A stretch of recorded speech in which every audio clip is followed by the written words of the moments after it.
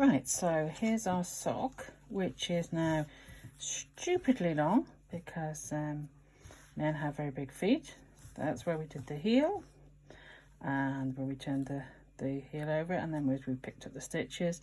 We've come down here, we've decreased back down to 64 stitches, and then just knitted rib across the top, knit across the bottom, which because it's in the round comes out stocking stitch, and then I've used the inches side of the sock rule. So I'm knitting these socks for Peter, who has a size 10 feet, so that would make them 11 inches long in the foot. However, we've got to allow for the length of the toe, so that means this part of the sock needs to be 9 inches. So I'll put the sock rule in, put it up against the heel. Now it's just on 9 inches. I've probably gone a row or so too far, but it's not the end of the world as long as I know where it is, and I do the other one the same. But generally speaking, your toe extension is going to be another 2 inches on top of that. So I'm comfortable with that. So the sock rule has got men's sizes there, women's sizes here, which are very slightly different for some reason. You can also use the sock rule to measure this part of the sock when you're doing the actual cuff to get the second one the same. So you put it down to the point is at the bottom where you're finished knitting, and just measure it along there. So this one I've done 8 inches, I think I've done on this one. Yeah. So okay, so we're going to start doing the decreases now. For some socks you will have the same number of stitches along the sole as you have over the instep. This particular sock I'm doing, which is a 64 inch, called a nice ribbed sock, which is the pattern that I've sent you. When we pick up stitches here, to keep the rib in pattern, we pick up an extra stitch. So at the moment there's 33 along here, so I'm just going to knit one row round in, completely in knit. So from now on, once you get to the toe, everything is in knit. And the reason I'm doing one round is that I want to decrease one stitch in the middle, but you won't necessarily need to do this on every sock, only if you've got an odd number on your instep. So I know I've got 33 along here, so I'm going to count to 16. 2, 3, 4, 5, 6, 7, 8, 9, and put that in there, 9, 10, 11, 12, 13, 14, 15, 6, well, so 16th would be that one, 17th would be that. So I'm going to knit those two together. When you're doing this 3x1 rib, the one you're getting rid of is always the middle rib stitch, but I'm just going to literally knit them two together so they'll sit quite nice and flat if I do it right. So you've just got that in the middle, and then we're just going to knit the rest of the round as normal. So that means all your rib stitches have now been switched to knit, so you're just knitting now for the rest of your sock, which makes it one less thing to think about. Okay, so that means the toe will be the nice smooth surface like we've got on the sole now. So get round to there.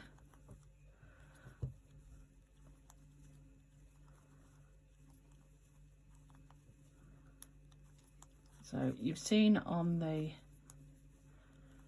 example sock that I gave you, the green one, that the toe, so the toe, if you were to look at it from here, the toe goes up into a sort of point and then it's got a flat end. So to do that, we're decreasing every other row at each side, but in a particular way. So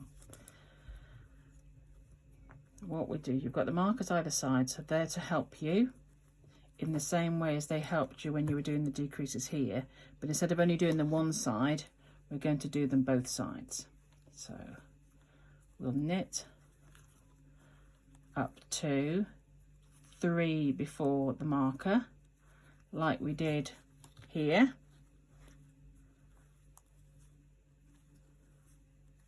and before the marker it's always knit 2 together for the 2 before the last one. So you knit 2 together and then knit the last one, slip your marker over, knit the first one, and then slip, slip, knit. So you're going to have a band in the middle, which is nice smooth band going up to the point, and then you'll have your decreases either side. So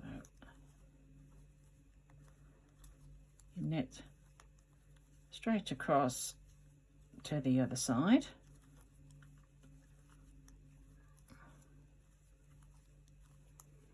This is the exciting bit of the video, you can see, where I'm trying to knit too fast to get to the other side, and that's when I catch the needle in the lower stitches and cock it up. So there we go.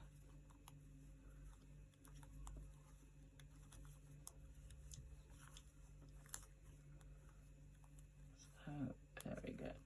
You see, that's exactly what happens when you're trying to film yourself in a professional way. Okay, so I've got 3 before there, so again we're going to knit those 2 together. We knit that one, which will make part of the nice smooth row, and that one, it's a pair on the other side, and then we're going to slip, slip, knit those 2 together. So that means we've now got, previously we had 32 along here and 16 and 16. So now we've got 15 along here up until the end of the row, and then we'll have 30 along there.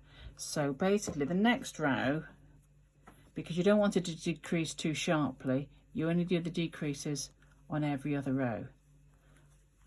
So, and it's really easy to get out of sync with this. So what I tend to do is try and knit the 2 in pairs. So you knit a decrease row and then you knit your plain row afterwards. So if you're going to go away and make a cup of tea, you know when you come back that you're going to be starting with a decrease row.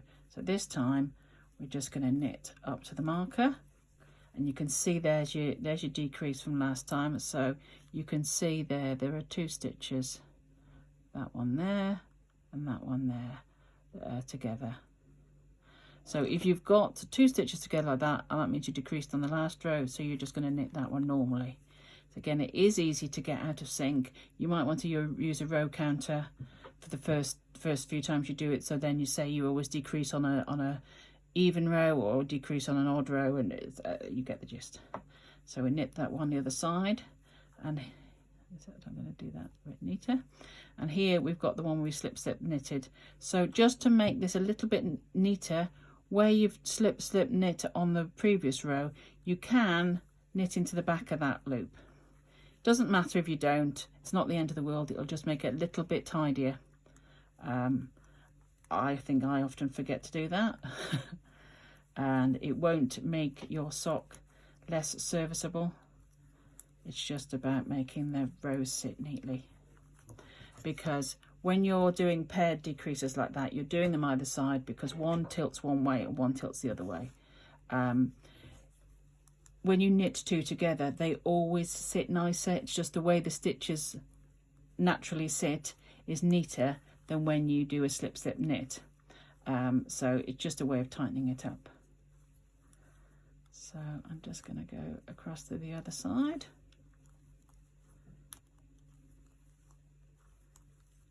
And do the same over there. Just going to knit those through and show you the slip knit again on the other side.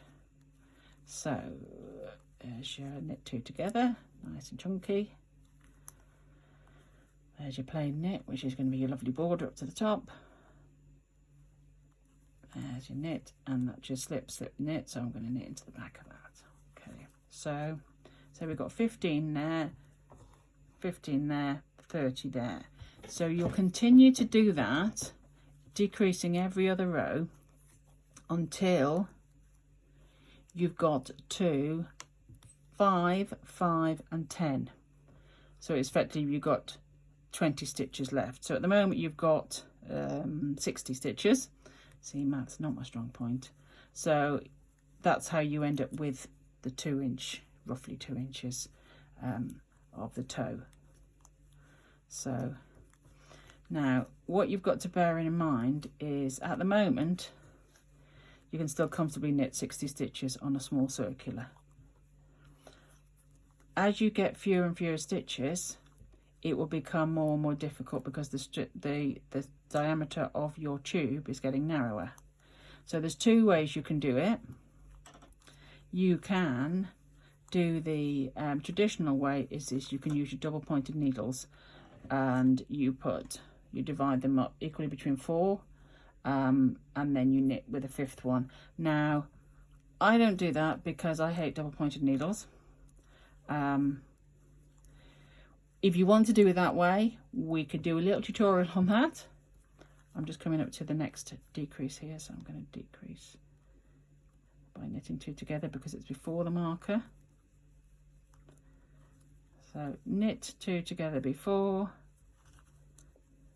and then slip, slip, knit after. So you see, you can start to see now you've got these 2 in the middle that are smooth, and you've got a very slight angle there. You can't see it that well at the moment. So the other way that you can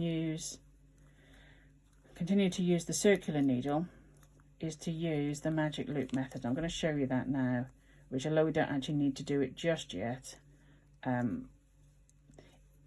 it's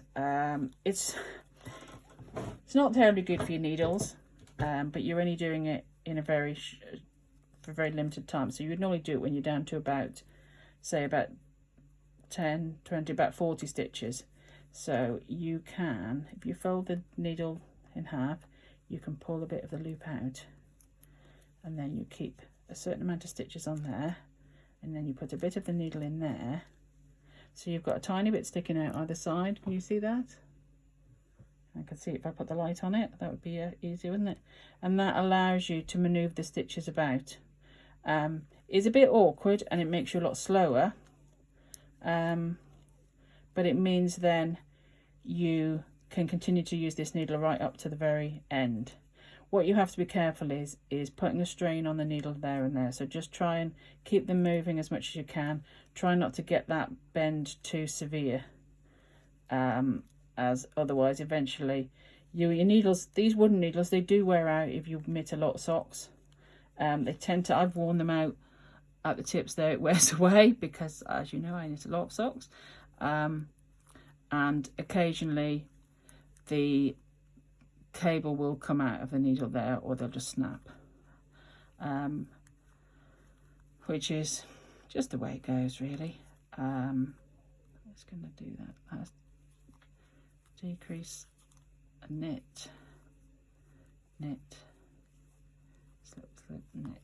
So we are now down to 56 stitches. So I'm going to go away now and knit up to the apex, and then I will show you how I do the Kitchener stitch, and then this sock will be complete.